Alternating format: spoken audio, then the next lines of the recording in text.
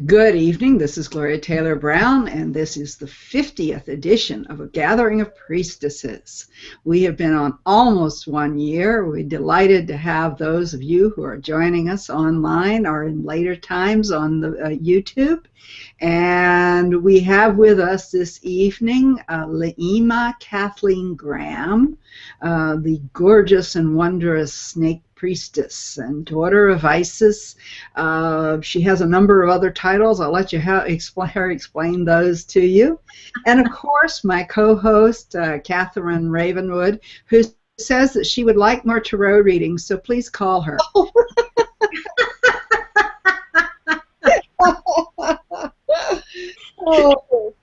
So flat out, right up front, kravenwood@yahoo.com. Catherine Ravenwood, she is one of the world's best tarot readers, and she wants to read more tarot cards. I'm willing to support her in that. Thank you.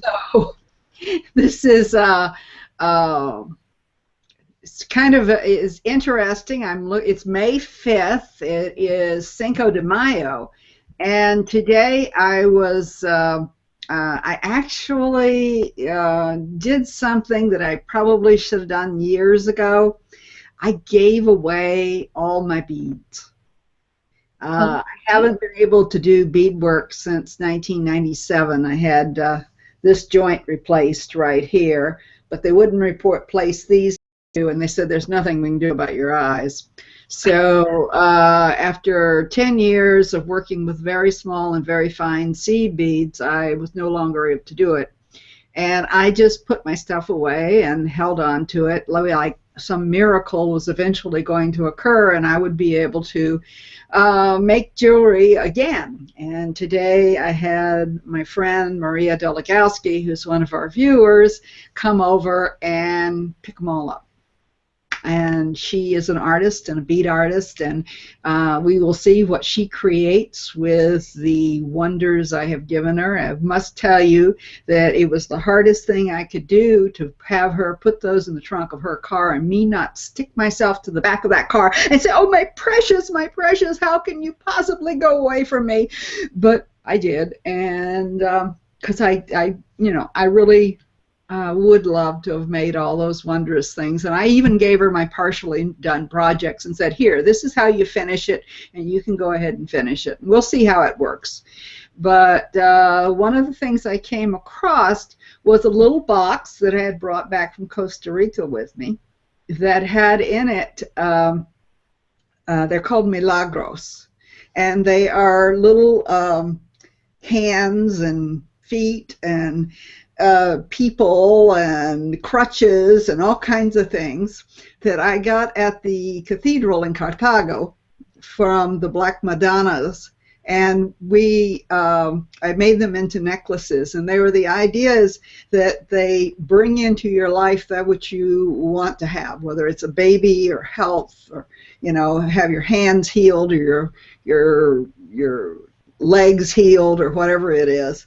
And we were down in Costa Rica in '92 and '93, and I had bought these and had them blessed by the priest down there. So watching them go, it was watching another little piece of my life walk out the door.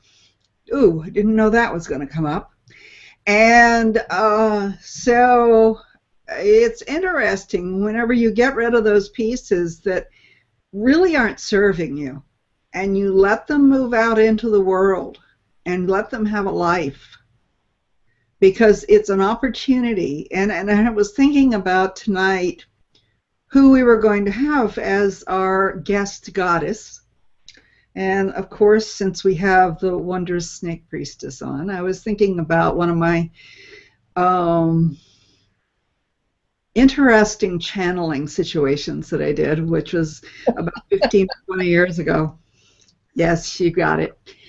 And I was channeling Yogini. Yes, you were. And Yogini from India came in, and she spent about 2 hours with us, including the time we spent down at the Saturday market in Eugene, Oregon, where she wanted to bite people.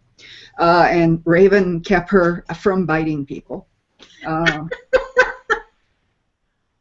She just wanted to know how it tasted. It helps to have a friend who's a cosmic snake handler when you're off in Cosmos land channeling snake goddesses. Yeah, they do like tasting us and nipping us, and I've had that happen many times. I'm not immune to it, but I have built my immunities. I can't even tell you how many times I've been bitten, but you remember the worst time I got bitten was when I was, like it was 2 days before I was getting on a plane to Egypt, and that was a pretty nasty bite by my boa Isis. Yeah. And I had the bandage on my arm. Nikki and Normandy, and you were like horrified when I pulled it off to show you. It healed, but those bites are like a kundalini, a shot, like a shot of Shaktipat. Yeah, well, it was interesting, and I was thinking about it, and I was thinking about that energy when it moves through you. It's very different from Sekhmet or from Isis or any of the other goddesses, and that energy, the other being that I have channeled that is in the slithering group is Pythia. Yeah. And that one was an experience too, where it was, and so it's like sometimes whenever we're working with the goddess, it's not so much that there is this physical representation of this brilliant and beautiful woman who, kind of is the ancient manifestation of Wonder Woman. Thank you, Raven, for that remark today about your Wonder Woman.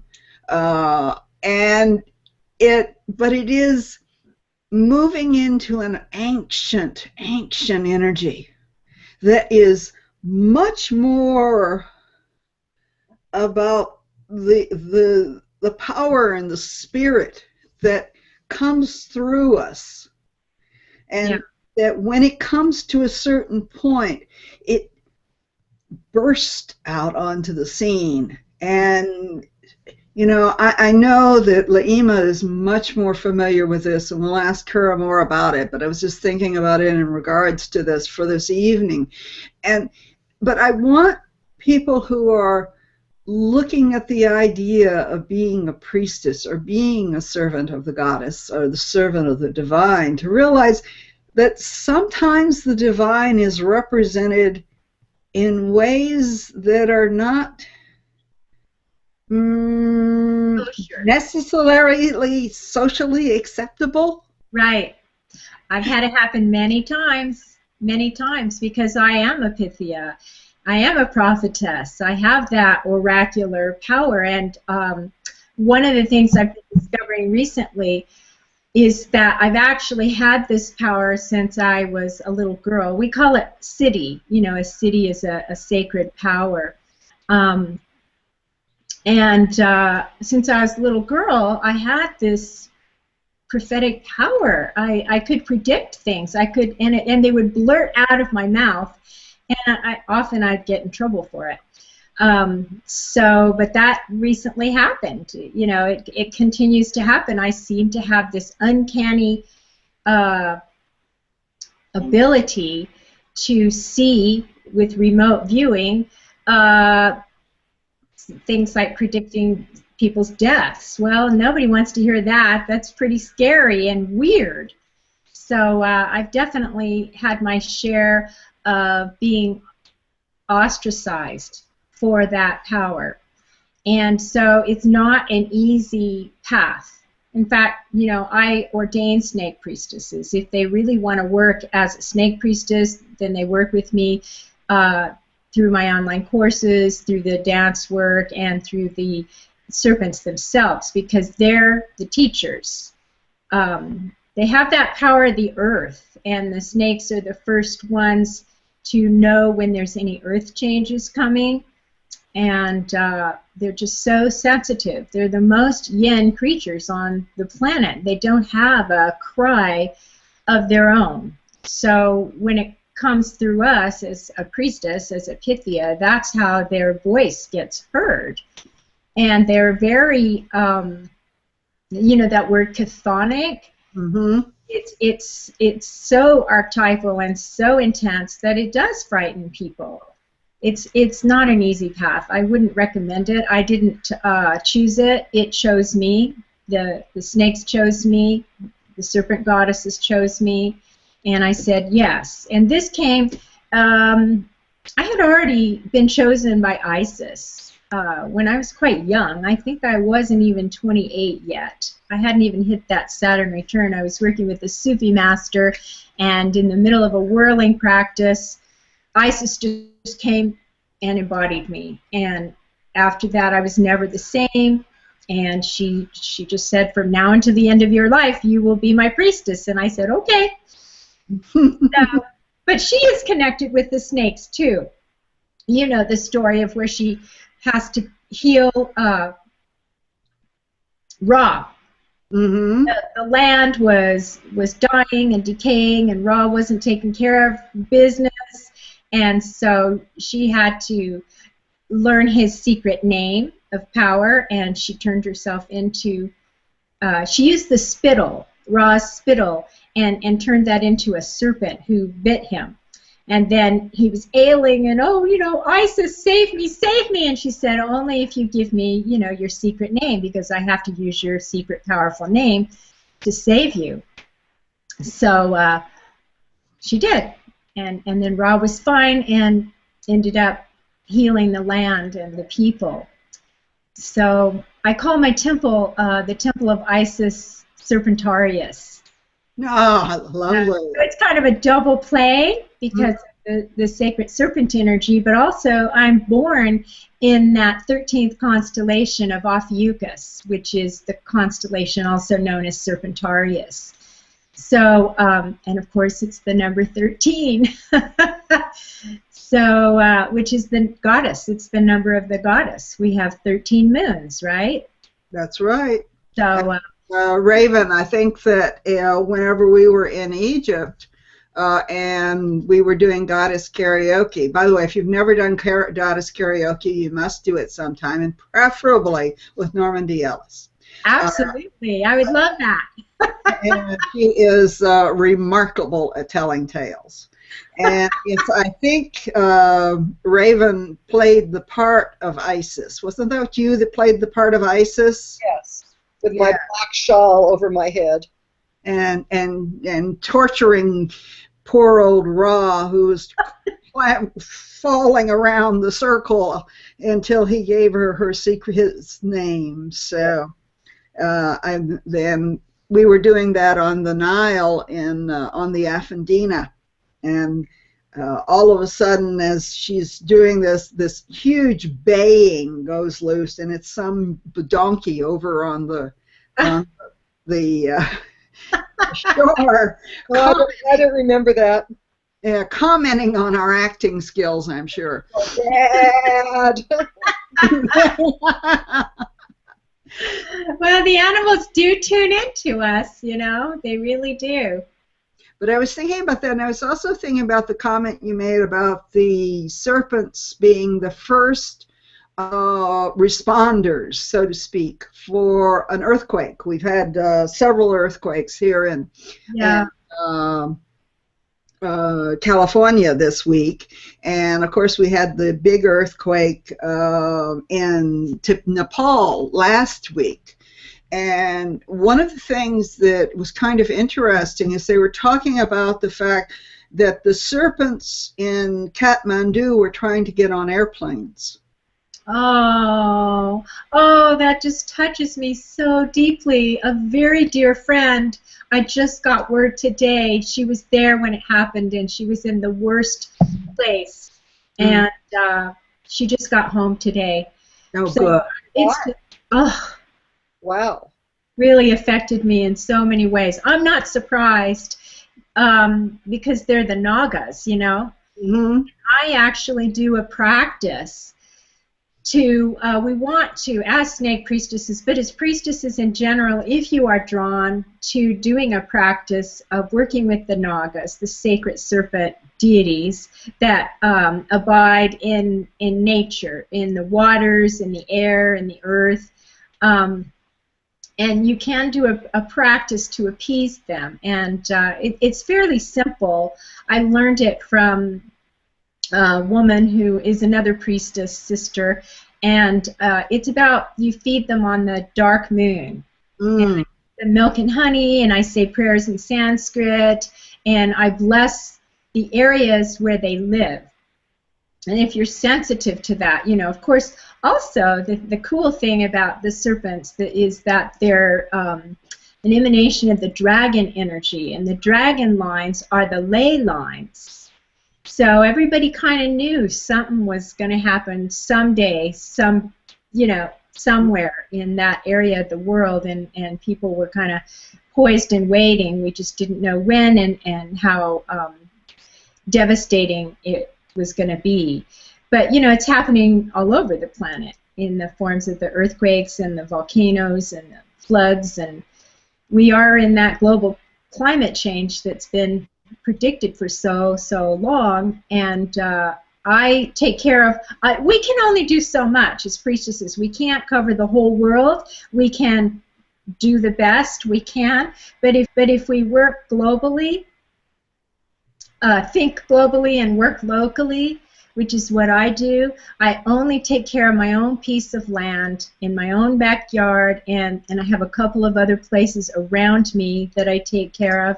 And one of the areas that I've been sending my prayers to for many years now, it's a pond, but it's where our water sanitation is, you know, what do you call that? Where they cleaning it up? Yes, yes. Yeah. And then it comes out in the water, and so I've been praying there for a number of years, and I call it it's a bird sanctuary. But now we have swans who have taken up residence there, and this is their second year coming back and having babies there. Oh. And now I'm not going to say, oh, you know, it's because of me, but it is because, I'm sure it is because of all the prayer work that I've done there and feeding them the milk and honey, because it's a sacred place. And we want to take care of the waters, especially. The Nagas really do reside in the waters, and since water's becoming so scarce, it's really important to take care of any water anywhere. It can be a little trickle of a little spring or a creek, and you can feed the Nagas there. Or even a dry creek bed or riverbed, and you can still feed the Nagas there, and they love it.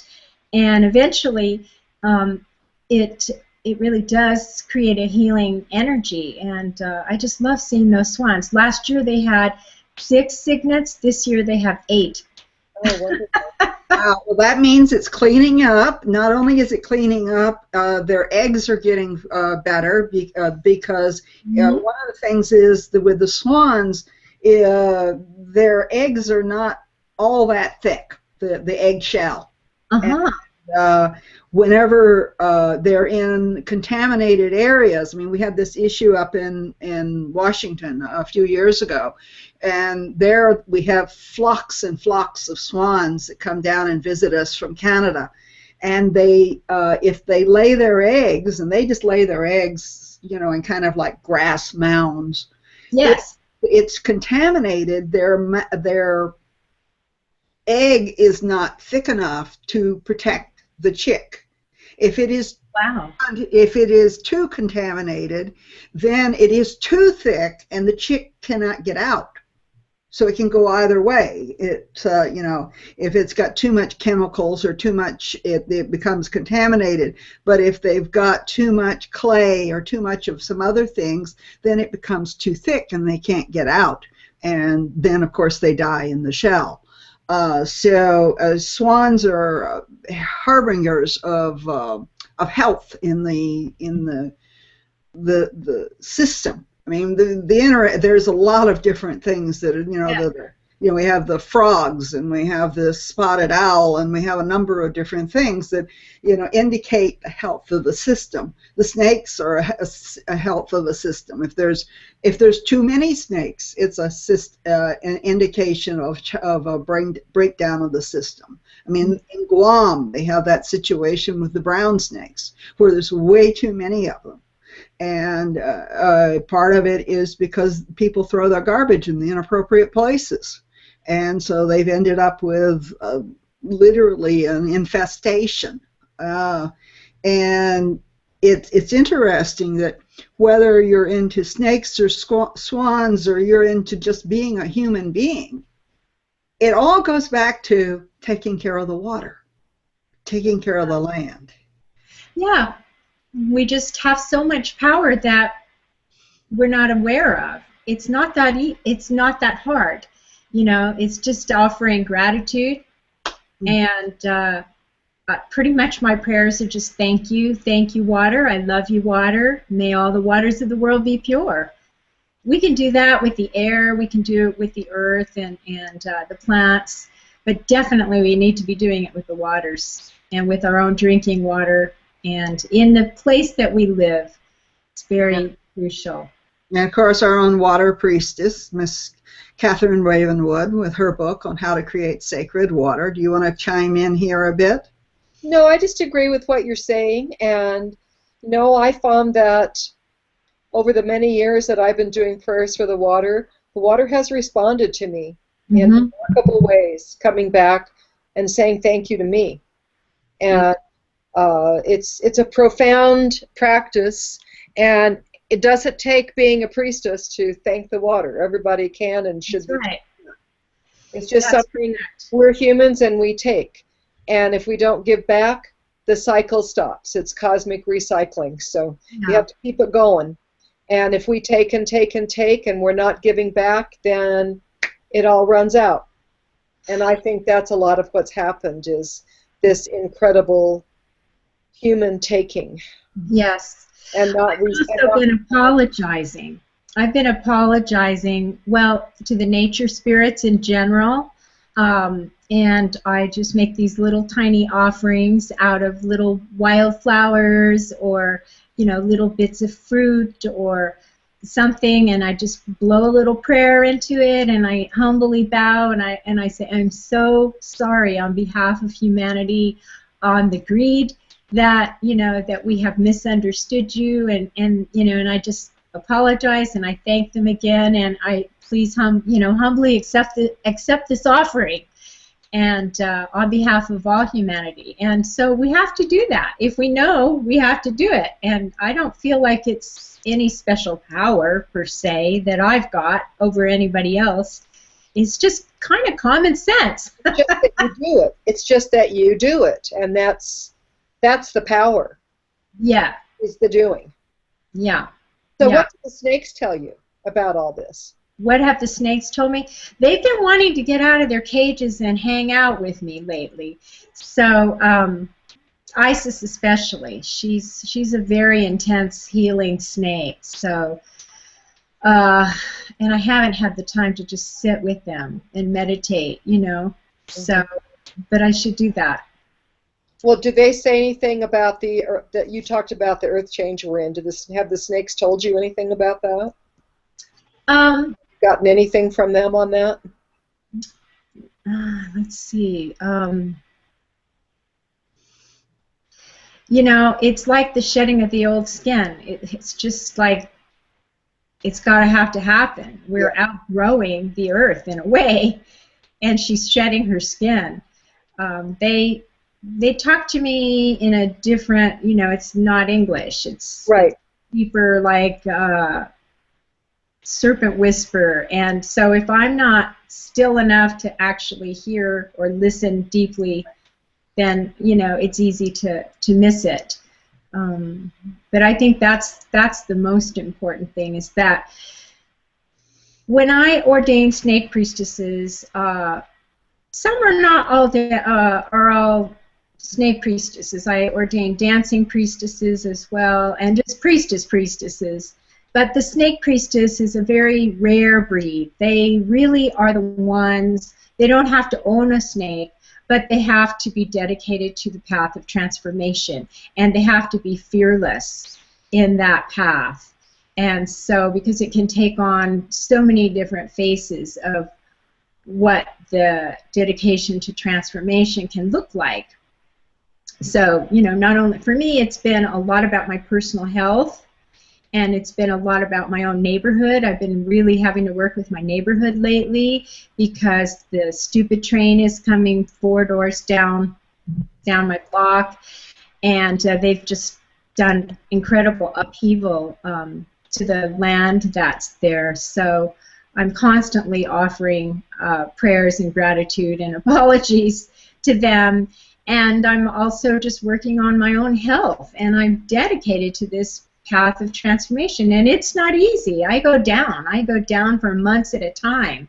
In fact, I've probably been pretty down since the last time we talked, which was I think in July last year, and I went down. We go down, you know, and that's what the snakes do. When they're going to have a shed, they're not hyperactive and playful. They're never really very playful per se, although they do love being held and handled and, you know, connecting their energies with ladies. But we go down. We go into this shed phase, and, you know, it's like our eyes are covered up with the skin that's going to be sloughed off, so we can't really see very clear when we're down like that. And then all of a sudden, it's like the shed starts from the top of the head and just comes off, and the eye caps come off, and then they can see clearly. And I feel it's just so similar to my own life, in especially with my health, regarding my health. I started working on my health in a whole new paradigm. Let's see, about 6 months ago. And I was continuously gaining weight and not getting any healthier, and it didn't matter what I ate, it seemed like. Well, anyway, I radically changed my diet, and now I only kind of eat what snakes eat, which is pretty much just meat. I eat this caveman diet, and I was inching up. I'm a tiny little thing, and I was inching up there to 150 pounds, which is too big for me. I'm now down to 123 pounds, and pretty much all I eat is meat and veggies. And the snakes, they're carnivores. Even the nice ones, even the ones who are not venomous, they're carnivores. That's what they eat, and they eat the whole creature at, you know, one big swallow, and that's it. That's their meal for a while. And then they usually they'll shed their skin after they've had a nice meal. And all my snakes have been having perfect sheds.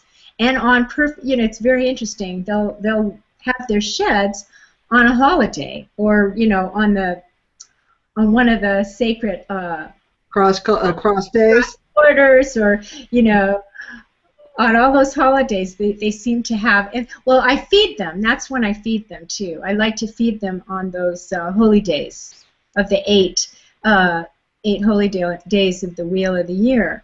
How often do you feed your snakes? Not that often. So if I do it every all eight holy days, so that's like only every few weeks. Yeah. Well, when my son was living at my house, we had ball pythons, and they wouldn't eat all winter. They would go like 6 months without eating. Yeah. And then they'd get very hungry, and they would eat a lot, and then that's it. They're done. Yeah. But it's interesting. Ann Key, who's a snake goddess, has gone to eating only meat and vegetables. Mm-hmm. She told me that recently. She said, that's pretty much all I eat is meat and vegetables. Yeah, that's pretty much all I eat. I've given up a lot of foods, and it's actually really been better for my system. I am surprised. I'm still totally surprised by it, but it works. Yeah, well, you look much better than the last time I saw you. Oh, I was devastated the last time you saw me. I didn't even, I was just amazed I even got a few words out, you know. Yeah, but it's just, I mean, even your skin looks like light is coming out through it, and you look. Thank you. In fact, Anna was on here a few minutes ago, and she was saying how beautiful you are. Oh, thank you. By the way, Normandy's listening in tonight. Hi, Normandy. Hi, Normandy. You better behave. Mama's listening. Yeah, yeah. So, yeah, but it's interesting that when we take on the spirit of whoever we serve, and whether we serve, you know, the snake priestess, or we serve Sekhmet, or we serve, you know, an Irish spirit, or whatever it is, it's like, in many ways, by bringing that energy through, their life does become ours. Correct.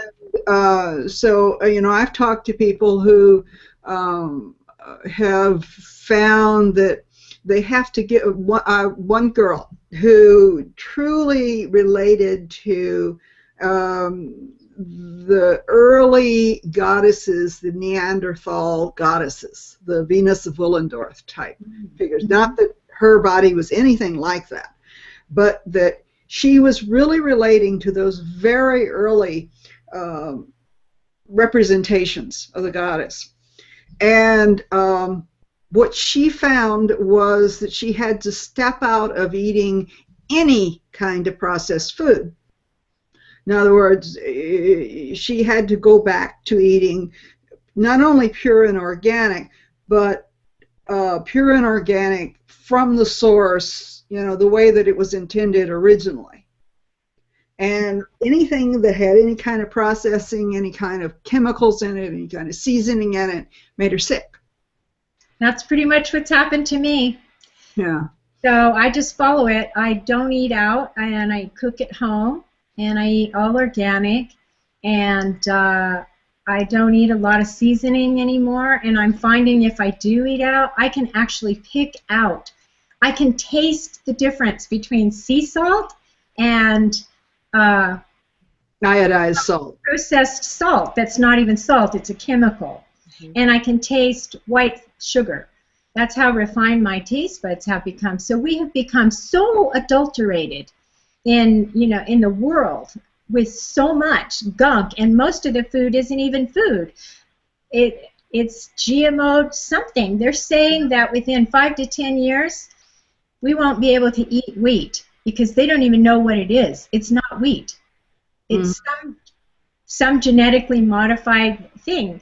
So once I really threw all that stuff out, the weight just fell off of me. I was not purposely going on a diet to lose weight. It was motivated by pain because I was in so much pain. And so I literally have shed my old skins, lots of them, lots and lots of them. And so that's one of the practices that I do as a snake priestess and that I teach is how do you let go? How do you let go of these old skins? Because some of them just want to cling on and bring us down. And it's kind of an arduous task because you have to look at what those old skins are. And in my case, you know, I was actually ostracized to the point where I basically retired from an organization that I used to be 20 years of my dedicated priestess services to, and I had to let that go because it was not healthy for me. And one of the ways I did it is we have to look at those things that are actually weighing us down, and they have like a heavy weight on them. And even the people in our lives. So I lost 3 very important people in my life last year, you know, 3 elders that I loved dearly. And with 2 of them especially, one was my dad, I gave them back. Here, this is back. I give you back this, whatever you want to call it, this energy, this box of darkness. I've carried this too long for you. It's not mine. So we have to know what is ours. And when we can see that, oh, this isn't mine, this doesn't belong to me, it becomes much easier to let it go and then give it back. Give it back to, you know, my dad was one of them. And I had carried a big box of darkness for him my whole life. Who knew, you know? Who knew?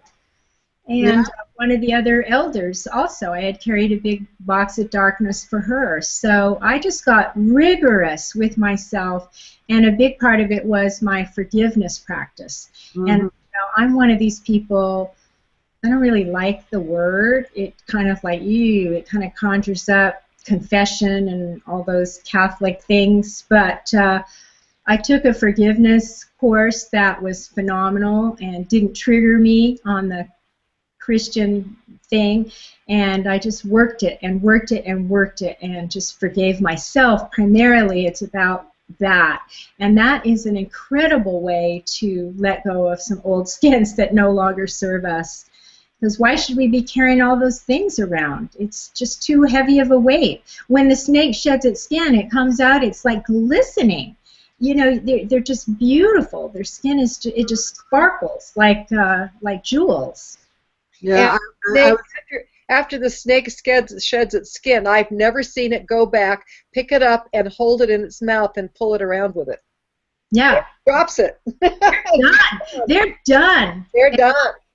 And if it's a difficult shed, that's a whole nother thing too. See, a lot of us have difficulties with our shed, and it comes off in pieces, and, you know, part of the eye cap will stick on, so we don't want that. We really want to be able to, okay, I get this. I really see what I've been doing for however long. For me, it was like a lifetime, you know, pretty much. I'm 60-something now. So I had to really go back and, you know, dig it all up and say, okay, I'm done. Let's let this go now. I'm ready to move on to something else. And I feel like that's kind of what's happening with the earth changes too. And even though there is we could talk for hours on that, you know, so much manipulation and distortion of hideous things happening to the earth that, you know, are being done purposely. So, but I want to talk more about the rest of my work. Well, we're moving on. You're kind of controlling it. I did want to, before I go on, you mentioned about the forgiveness work. And Raven had actually done some talk with me a long time ago when we were doing the trips up and down the coast to go to Nikki's about forgiveness, and her idea that the forgiving away, and I know that a lot of the work that you received from Charlotte. That's not, that forgiving away was not my idea. That's elder talk. Mm-hmm. That's not my idea. But forgiveness is for giving away. Yeah, and the idea of, you know, allowing ourselves to forgive those who we least like to forgive, those that we want to hold on the resentment and the judgments, and I was thinking about that because one of the reasons why I gave away all those beads today was because the person that I have the most difficulty forgiving is my father. And he showed up in a dream the other night and basically told me I need to clean out my garage. Ah. And how long has he been on the other side? Oh, since 1991. That's powerful. Yeah. And I was thinking about it, and one of the things that he really liked giving things away. Now, he also gave away my Tiny Tears doll. Oh. My Revlon doll. My bicycle.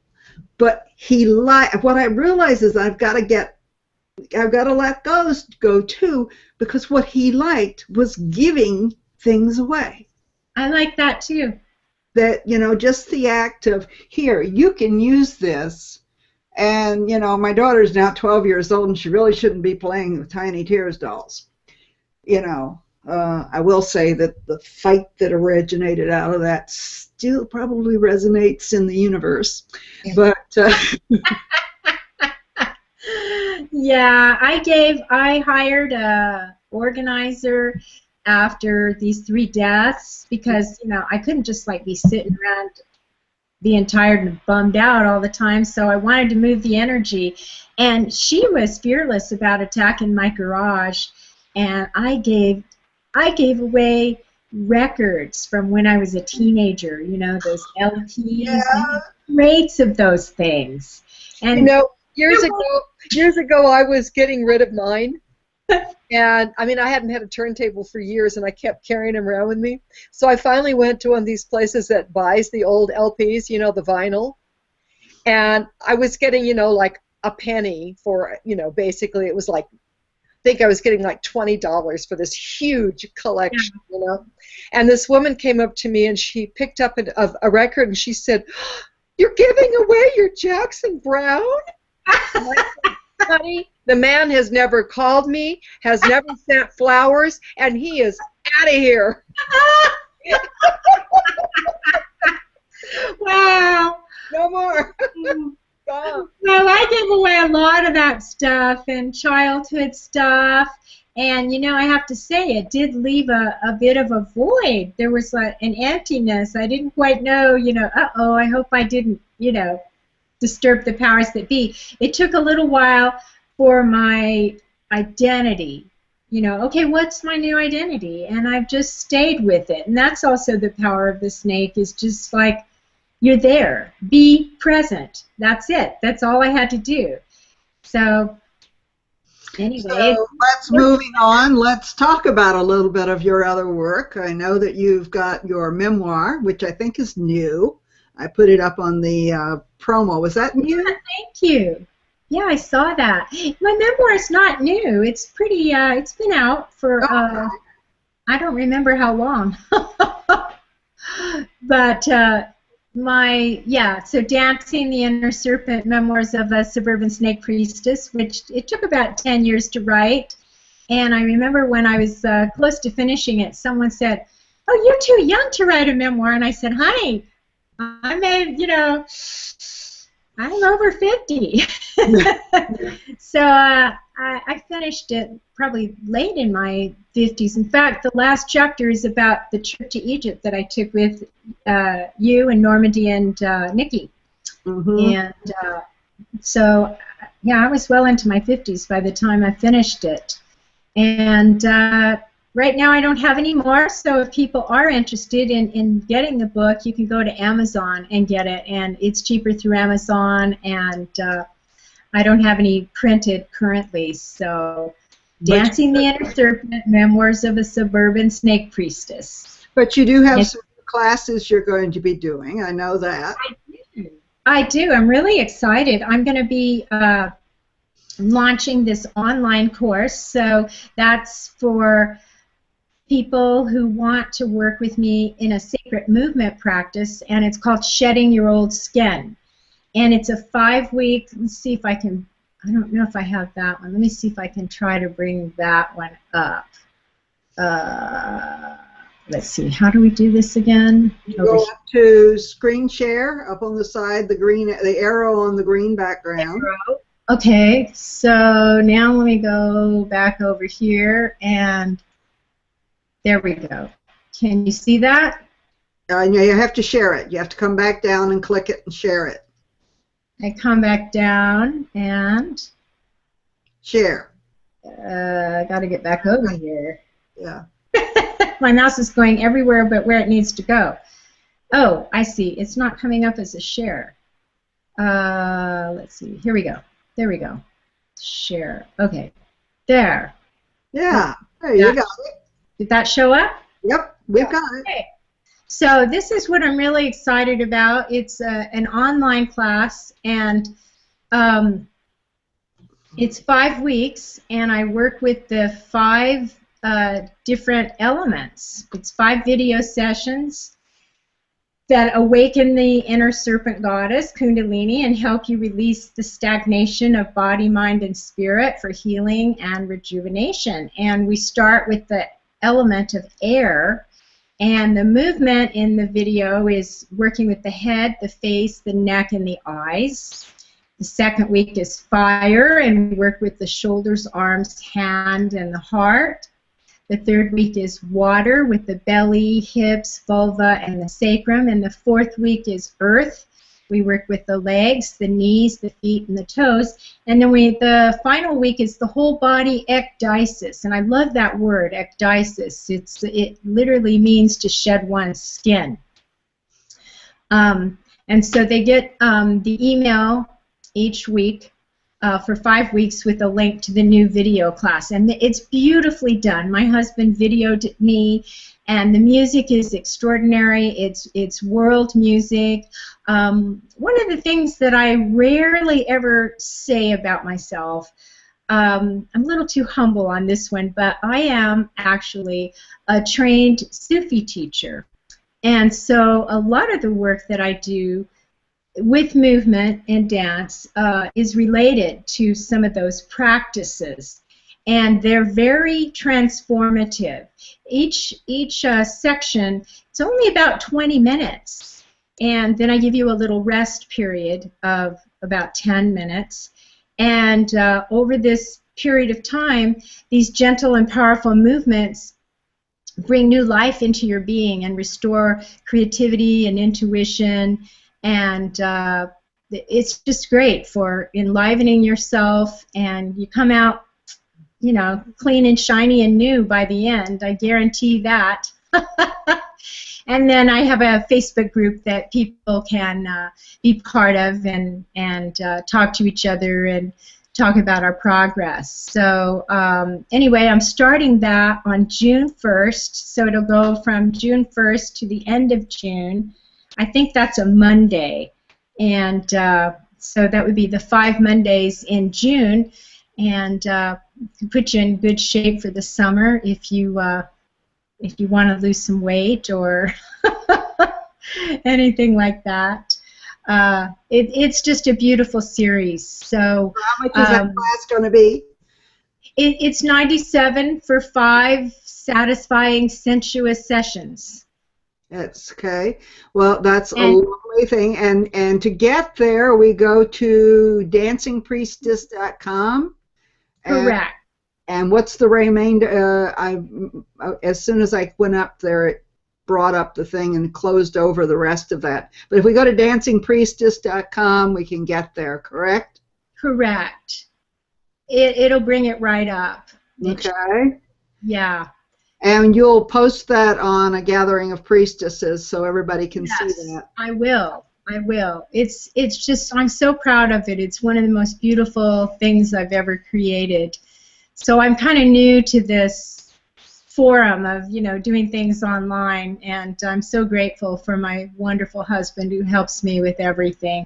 And he also dances with me. He's my dancing partner too. Oh, lovely. I am a lucky girl. I am very much a lucky girl. So how about you stop sharing that and bring your beautiful face back? Okay, how do I do that? I go back. Sharing. Let's see. I go back to the button that says share, and I just click it again. No, there you go. Okay. There's a little photo of me in the snake yoga practice. Yeah. Yeah. So one of the things I'm really excited about is this next course. Well, it's coming right up. So, but if anyone's listening that lives in the Toronto area, Toronto, Ontario, is coming right up this weekend. On Saturday, I'm teaching this Dancing with Divine Mother, and it's a 3-hour workshop. And I love this work because this is where I get women to dance together, and we create a mother basket, and we call in all of our ancestors. And it gets really juicy and potent. And then we dance in this alchemical cauldron of the mother basket.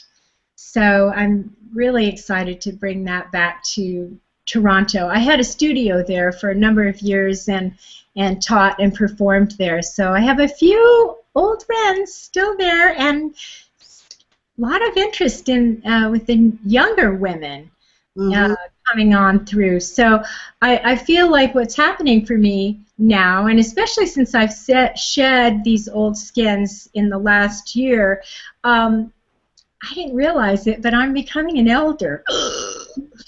um, so I feel like my next step is to step into this. And I come from a lineage of enchantresses. So Lady Olivia never allowed herself to be called a crone. She would say, "No, darling, no, dear, I'm an enchantress. Never be called crone." Well, she was born in the year of the snake, in the year of the fire snake, and she died in the year of the black water snake. And she has been really guiding me. She's become one of my ancestors. Now, I never would have guessed that. In a million years, I wouldn't have guessed that she would be with me. She's almost with me every day from beyond the beyond. And she's so delightful to have as a guide, and she's been encouraging me to start really stepping forward on this path as a snake priestess, as a dancing priestess. She loved me for both of those. She witnessed many of my dances, and I've been a little shy about that. A lot of them have either been seen just in local concerts or they've been seen in temples. And they haven't really, they're online. If people want to have a peek at some of my dances, then you can go to the website dancingpriestess.com, and that has some of them on it, and it has links to the others.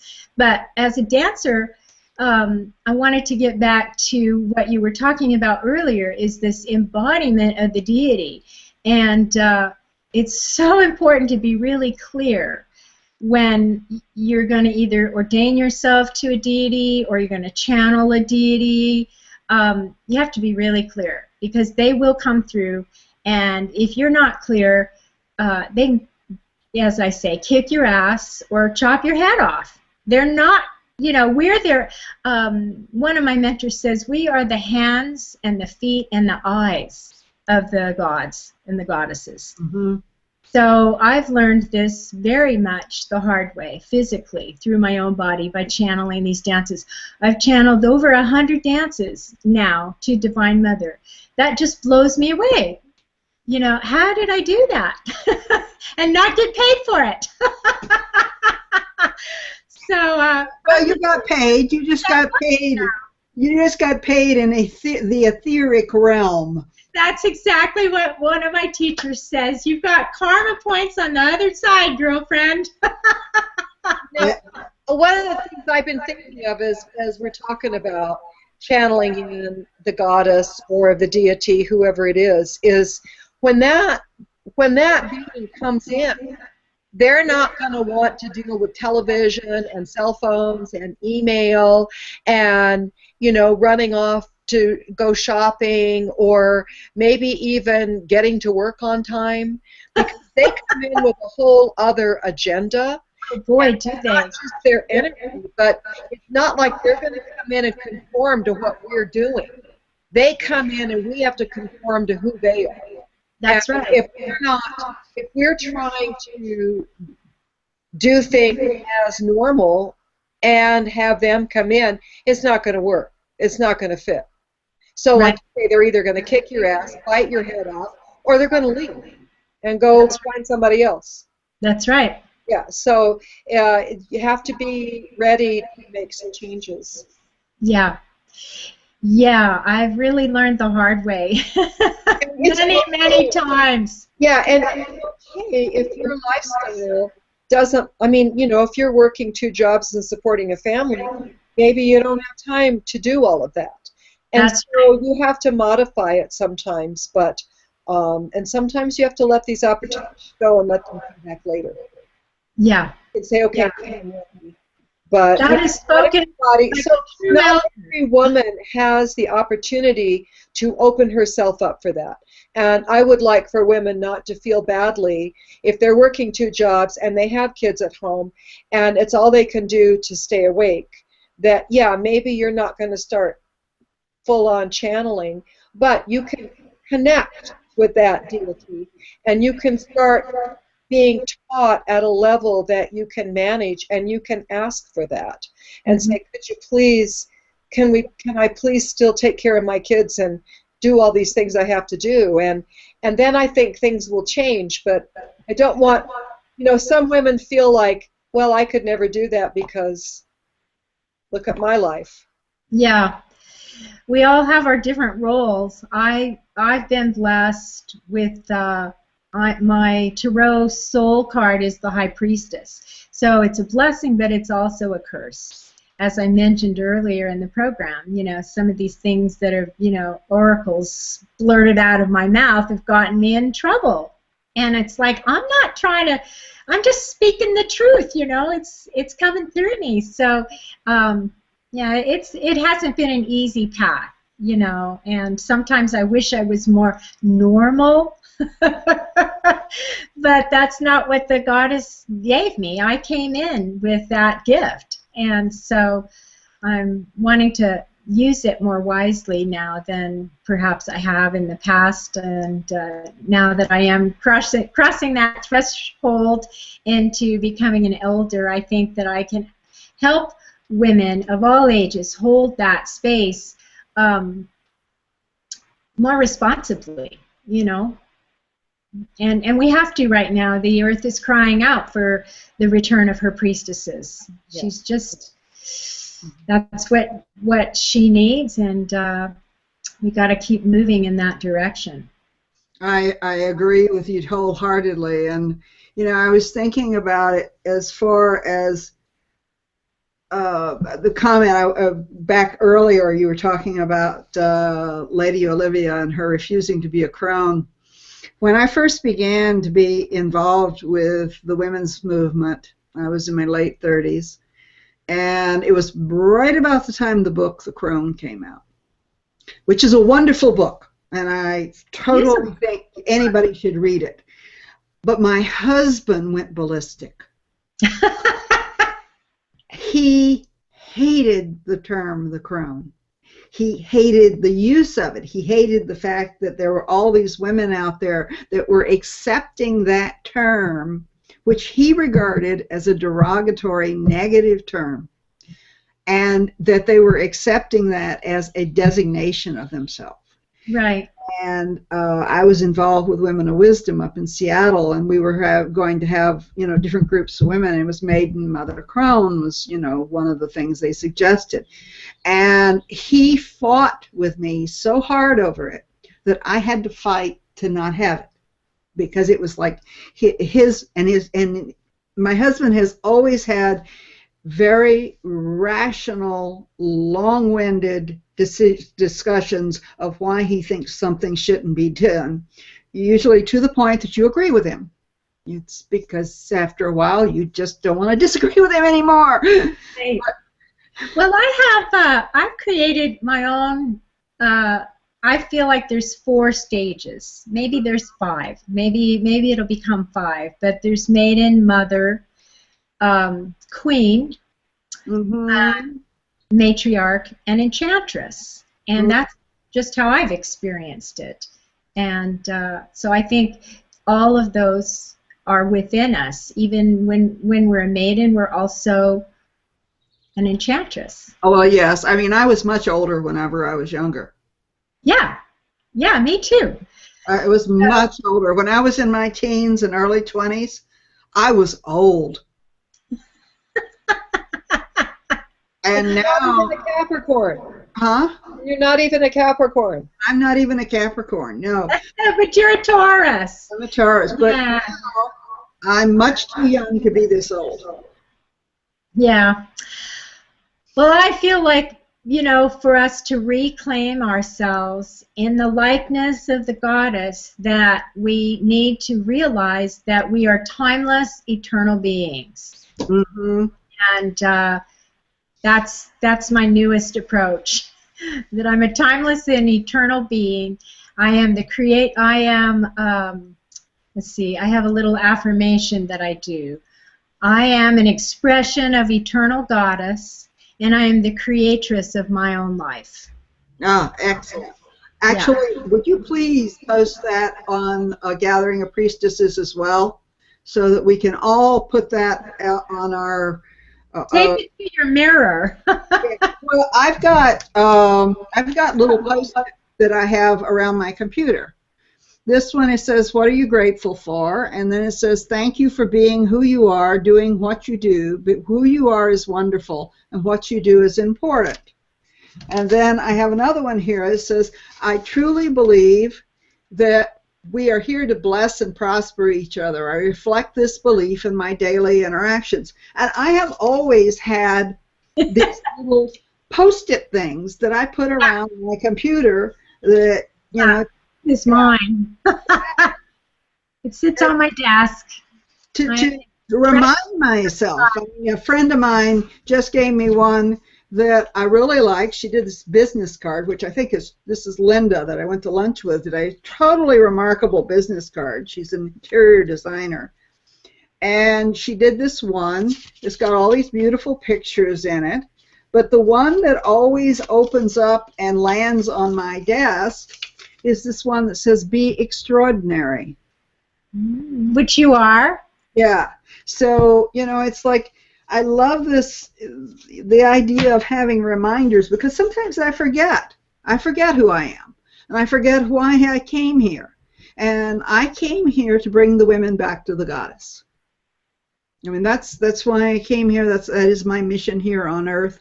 And my mission is to provide them with the opportunity to see how wondrous they are and how wondrous the goddess is when she shines through them. So I think that you truly are an expression of the goddess, and I love the fact that you let her shine through you. Thank you. Thank you so much. Yeah. And I'm going to try something here. It's almost the end of the show. And we have Normandy Ellis, who is going to be on next week, and we're going to do this next week. We're going to do it whether or not technology allows me to or not. I will figure it out. But I'm going to see if I can invite her. Let's see if she's available and can be come on. I'm not sure she's still here. She said thank you a few minutes ago, and she may have gone out. Okay. But let's see if we can get her to come on. There's new technology here. Don't think it's going to happen. Well, we're all waiting with bated breath. Yeah. Next week. Yeah. Well, I don't think it's going to happen. So this new piece, and I thought, well, I'll bring Normandy on because we do want to know. You know, Normandy is going to be on next week, and yeah, she was gone, and. She's going to, we're going to do talking about her being elevated to being an archpriestess of the Temple of Isis. And she's going to be creating a Temple of Isis in her home and also creating a remarkable event in next, well, I think it's going to be next summer, maybe not this coming summer, but a year from now. And there she is. There she is. She must have heard us. Well, I asked her, Normandy, are you there, sweetheart? Yeah, I think so. Let me look. I'm here somewhere. Well, we haven't got you. Oh, there she is. Yay! Hi. Hi, ladies. You look beautiful. Technology is a wonderful thing when it works. This is a true gathering of priestesses. Look at this. Awesome. Hey, Normandy's here. Hooray. Yeah, I've really enjoyed this conversation. It's like there's so many times I want to go, yeah, yeah. Yeah, I actually gave away the merkin today, so I was thinking of you earlier today as I gave Maria, who's also listening tonight, the merkin. And she says, is that real? Was that used? And I said, well, yeah, it was used by the beaver. But, yeah, so you're going to be on with us next week, and it looks like we can manage that. And you look absolutely gorgeous and lovely. Well, thank you. And Laima, thank you so much for being on with us this evening. And did you have anything? I think you had one more thing you wanted to go over with us real quick. Oh, just to reiterate that, go to my website, Dancing Priestess, for if you want the book, if you want the snake yoga DVD. I didn't mention that I have a yoga practice, which is beautiful and perfect for women of any shape, size, age. It's very gentle. And that's another way to help you shed your old skin is through this yoga practice. And also the workshop that's coming up in Toronto on Saturday. And then the next one is the online course, Shedding Your Old Skin. So I'll try and figure out a way to post all of those on the page. And thank you, everyone, for listening. It's been a pleasure to be with you, Gloria and Catherine and Normandy. Yay! Yes, yay! And Catherine Ravenwood, as I said at the top of the show, is looking for more of you to call her or get in touch with her so she can do tarot readings for you. I mean, after all, you wouldn't want to go into another year without having Catherine telling you what it is you need to do. It's all required. Oh, I won't tell you what you need to do. I'll just tell you what I'm told. I'll never say you need to do anything. Okay. I will not say that. See, she's nicer than I am. Well, you're tooting her horn. We have to be nice. It's a, you know. I'm Taurus with Aries rising and Leo moon. You're Perfect. doing good whenever I am manage to keep my both feet out of my mouth. And Normandy, thank you for coming on, and we look forward to actually having you on for a full hour next week. And I know everybody's. I have people saying they're keeping their fingers crossed and waiting with bated breath. Yes. All right, yeah. It'll smell like worms if it's bated breath, but that's okay. Oh, I miss you all so much. Just having the four of us here, I'm like, how can we get together again? I know. It's not so far. I don't know if I can come to Egypt again, but, you know, maybe we can all meet somewhere. Oh, I have an idea. What? I bet you do, Normandy. Yes? Stay tuned next week, and we'll talk about the Goddess Conference I want to start.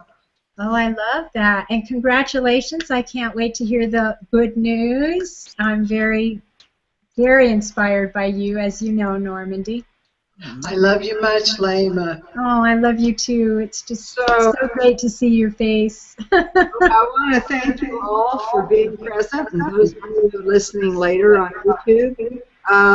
We are delighted to have you here. We're delighted to let you work with us, and as we move forward into another season of transformation, and I ask that you just send us your blessings, and we will add you to our prayer list as well as we move forward into another summer and as we move forward into another year. And I am signing off for this evening's event, but I want you to know that we really do want you to be part of a gathering of priestesses, so please join the Facebook group. We've more than doubled the size of our Facebook group in the last couple of 3 weeks. So, and we have some very interesting young women who are joining, and we would like to hear what you're doing as well. So, good evening and good night, and see you next week.